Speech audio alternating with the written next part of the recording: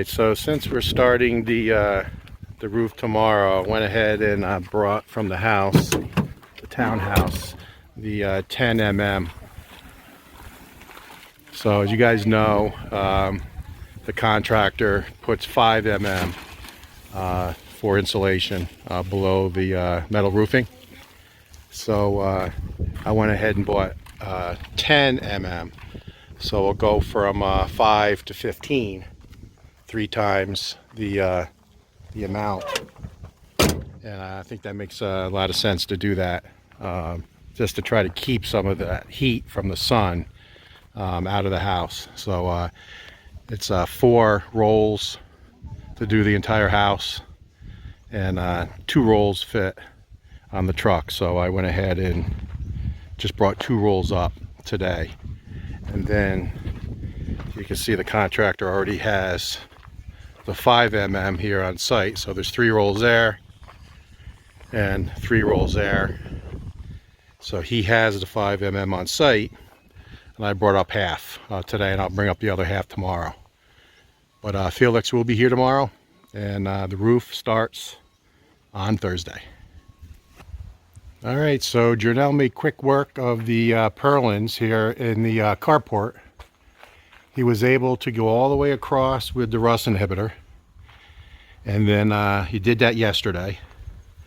And then this morning he came through and did the primer coat, the red coat. So now the primer is on, and that's drying. And he was also able to get here in the dirty kitchen, and wherever it wasn't painted, he put the rust inhibitor, and then he went through and repainted some of these purlins that were already painted once with the red primer coat. But he went ahead and did another coat, and then now we just got here lunchtime the black paint on site. So now he's going to go back through with that 3rd coat and do all this in black.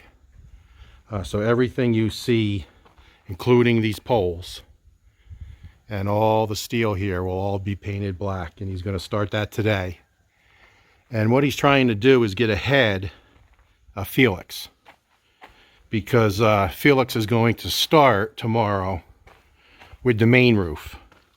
So really nothing to do in the way of painting, other than a few of those Typhoon clips need to be touched up. So I'll just make sure Jernell does that here this afternoon. So that's no big deal. But we're going to start with the main roof. And I guess he'll start with the flashing first and then put the panels on. So I'll definitely film that. And then once that's done, he will start the spare bedroom and spare bathroom, which flows right out and over the wall. It's the same level. So we need to start the black paint from here and work our way back, so he can get ahead, Jernell can get ahead of Felix. So we'll see how far he gets today. But obviously he wants to get as much of the black done and come this way. And that's the way we'll do the roof. And then the master and the carport will be done last. So that's my understanding of how they're going to put on the roof. Pretty excited about it, Wilma and I. You know, because once the roof is on and the insulation is up, then, you know, weather is no longer a factor. And we've been so lucky with the weather. Here's Sandy. And I'm sure you guys notice her in every shot. Almost every shot, right? Almost every single shot, she is either behind me or in front of me. And she gets a lot of airtime. So I think she's gotten more time on camera than Wilma and I combined. But she is about the sweetest dog I've ever known. She's always waiting for us, and no matter where I go, if I take a walk, she'll follow. If I go down the road, I could walk a mile from here, and she'll be right by my side. So very loyal dog. But Wilma and I are definitely excited, because again, once the roof is on and the insulation up, the weather is really no longer a major factor. Of course, it's a factor. We still got the pool work to do, still got the fence to do, but at least there's always projects inside. And on a real rainy day, the guys can just move from their outside jobs to go inside and keep going instead of actually stopping work and just waiting for the rain to stop, which is what they normally do. But again, the good news is that really doesn't happen here because it rains here at night. I can't explain it, but it seems like every other night it rains. And then during the day, it's cloudy often, but we've been hitting here the last 3 or 4 days, just real blue skies. But we actually like cloudy days because it's cooler, because today's a very hot day as compared to, weeks back. But definitely excited. And I'll do as much video with putting on the roof as I can. All right, so now all the windows, the window frames have been completed in the house. So now the guys have moved in, and you can see starting to work on more of the electrical. But now they're starting to work the door jambs, as well as the hallway here. So I just want to show you guys, see the snap lines to make it straight. But here is a metal galvanized door jamb. So they don't use wood here. One, because of the tropics and the humidity, but also, the potential for termites. So, they really try not to use too much wood in the construction of the home. Even the trusses are metal, where a lot of homes are wood. But door jambs will be this galvanized. So I just wanted to show that to you guys. And then once they install one, I'll do my best to video that process. But today you can see this happens to be the entrance going into the spare bathroom. But they are same process as the windows, smoothing it all out. And then I'll back up here and show you Robert. He's starting to do the entrance into the hallway, so you can see how straight and smooth that looks, and then what it looks like when it's just started with the rough. You see the snap lines to keep things straight. So the guys are moving. So windows are done, and now they're starting to work all the doorways. So here's another doorway. This happens to be the doorway from the master closet to the master bedroom that they're working as well. So I want to show the technique. They're taking a sponge and they have a bucket of water, and you can see how they're smoothing it out. They're using the snap line as a guide, and once they get it to the rough stage like it is down there, they put a little extra on. And then when they start smoothing it, they can push it to make it kind of condense and compacts to get to the snap line. So that looks like that's their procedure as I'm watching them. They put extra. They usually go past the snap lines. So then when they start the smoothing, you see they're pushing it in, and they keep working it with the sponge and water and pushing it in, compacting it till it gets to the snap line. And as long as the snap line has been installed correctly, plumb, then obviously if you smooth it down to that line, it'll be nice and straight. So that's the technique.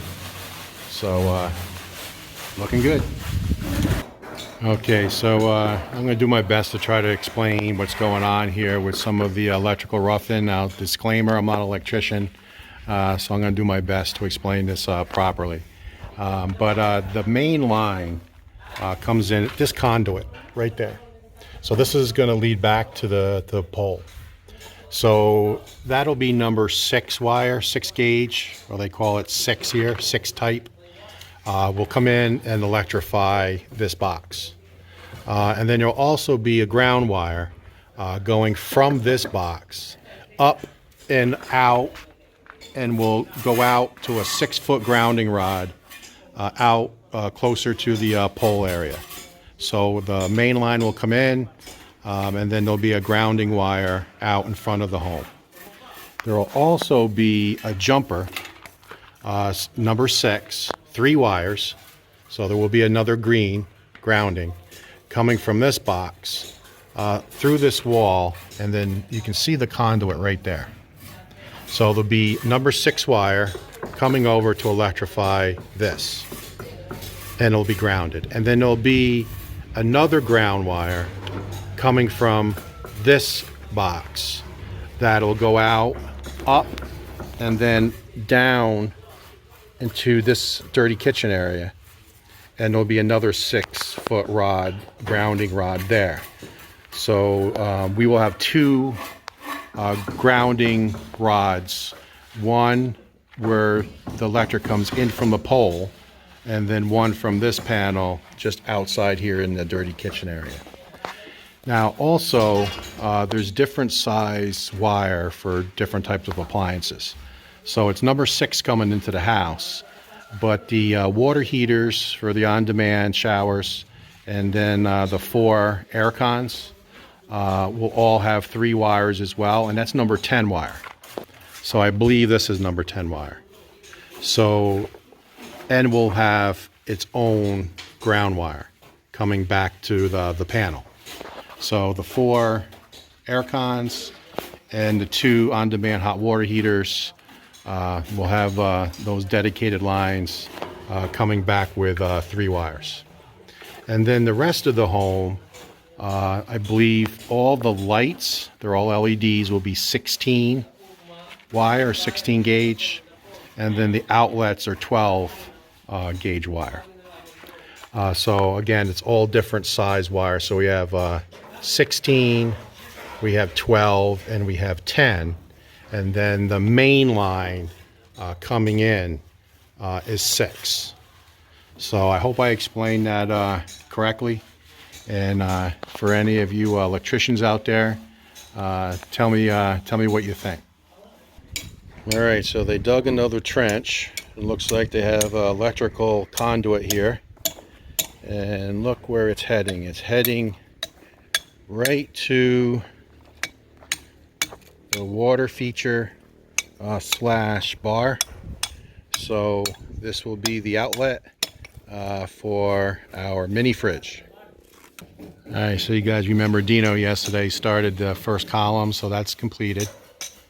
So let me zoom in, look how good it looks. So 60 centimeters wide, and that'll be repeated all the way down the home. And then you can see they, once they smooth it out, they dig a hole. And then that's where the electrical will run down. You can see the conduit right there. And that's where one of the lights will be. So each of these columns going all the way across the house will have a conduit run down with electric for a light on the column with a switch inside. So first column completed. All right, so now Janelle has finished the carport and the dirty kitchen, all the purlins. That's all been painted and rust inhibitor applied. So now he's jumped over to this main area that Felix is going to work tomorrow. And he's just going through, and any of these typhoon clips or any welds or any rust that he sees at all, he's just touching up one last time, because it makes sense to do that today before the roof gets installed tomorrow. And I believe there's a second guy up on the roof as well. So I'm going to stop this and see if I can find the second guy. All right, so now we got a second guy. We got Edlin up on the roof.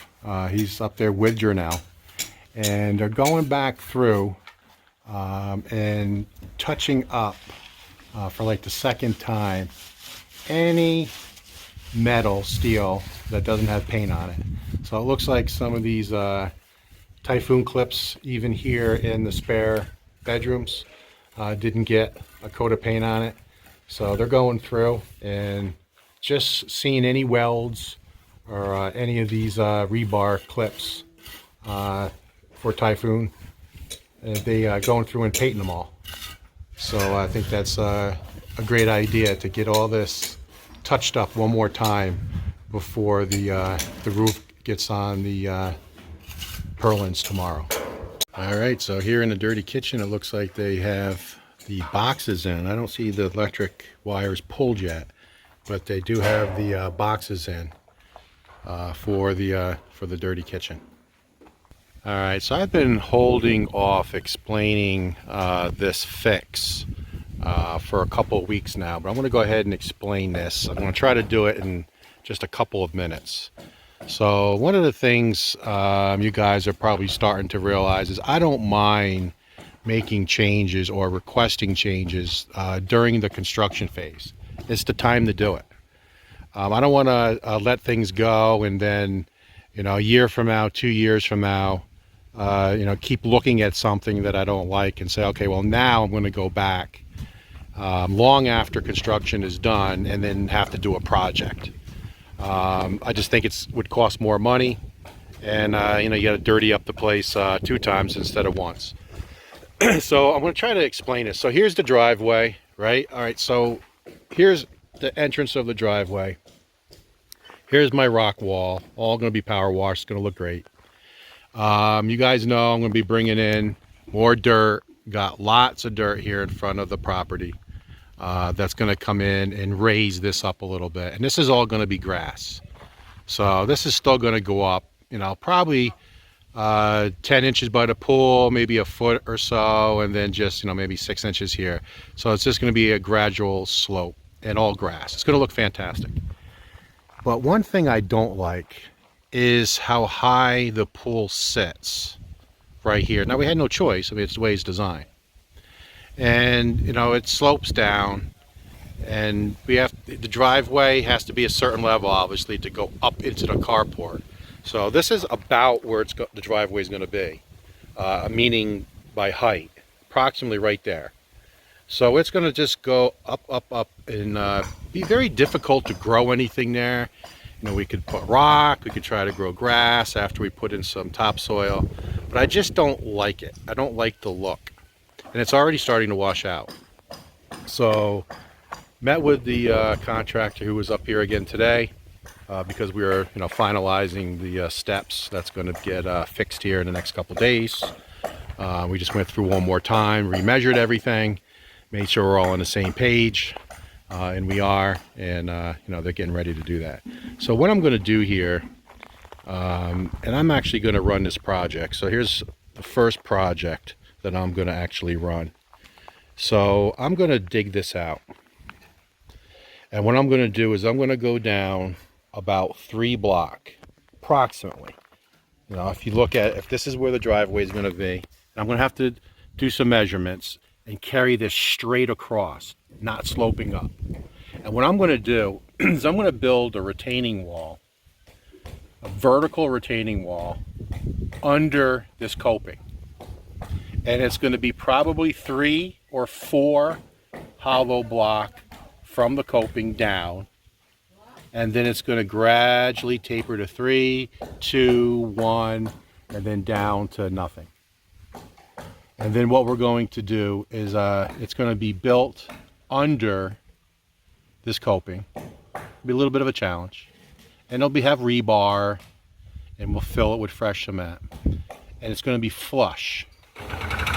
And then what I'm going to do is I'm going to render that.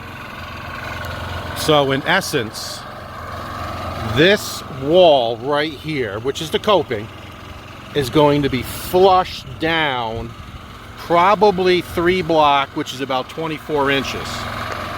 And what that's going to do is create a wall to go straight down, and then now the driveway can go straight into the wall and then just have the wall face.